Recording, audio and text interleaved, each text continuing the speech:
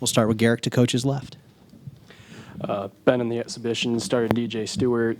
Set the plan again coming out tomorrow, or is Iverson going to get a crack at it? I'm not going to divulge our starting lineup at this time. Okay.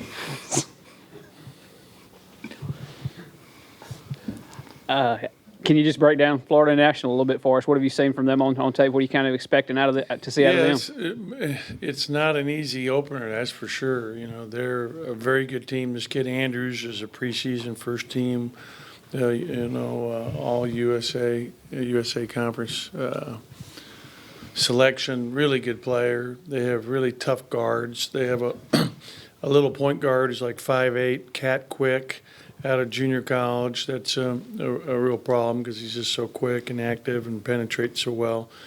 They're a very difficult team to play. Last year, they were number 1 in the country in pace. They played faster than anybody in the United States of America. They force a lot of turnovers with their style of play. So it's a very difficult team to play because of their style of play and how they want to play. They press for 40 minutes, constantly trying to put pressure on the ball.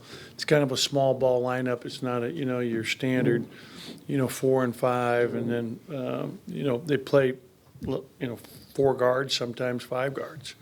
So it's going to be a difficult matchup game for us. Jacob's a really good shooter, very good player. They've got a lot of talent. I love their big kid too inside. He's very active, shot blocker. Really good athlete, runs the floor well, plays way above the rim.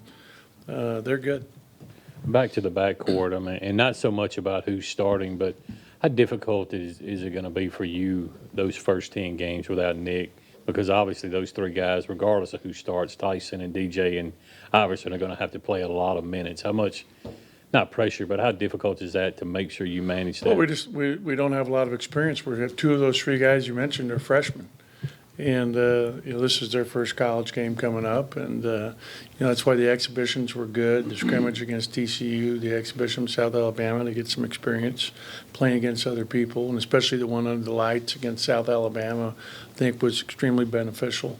But there's no question we'll miss Nick. Nick's one of our most experienced players in the program and has been a 2-year starter. And so it's tough to not have him there with us the first 10 games and then readjusting to when we get him back. And he's playing good every day in practice, really competing well and is in great physical condition. Go back to Logan in the second row. The team has shown steady improvement each year that you've been here. Just what do you think the next step for this team would be? For our team, our program, well, number one, it's just to get back to the NCAA tournament again. After being out for 10 years, it was a great accomplishment to get the program back in the NCAA tournament. So the next big achievement for us as a program will be get back in the tournament and win in the tournament and advance. Anything else for Coach before we get the players in here for you guys? We'll go ahead and get it to Brian, second row in the middle.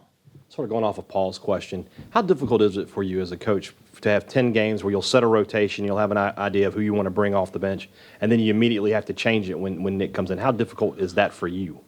Well, changing it is a good problem. That means we have Nick back, and there's no question that Nick being a major part of our team makes us a better team. I mean, he's just one of our best defenders. He's really shooting the ball well, especially from 3. I think he's really improved that aspect to his game in the offseason.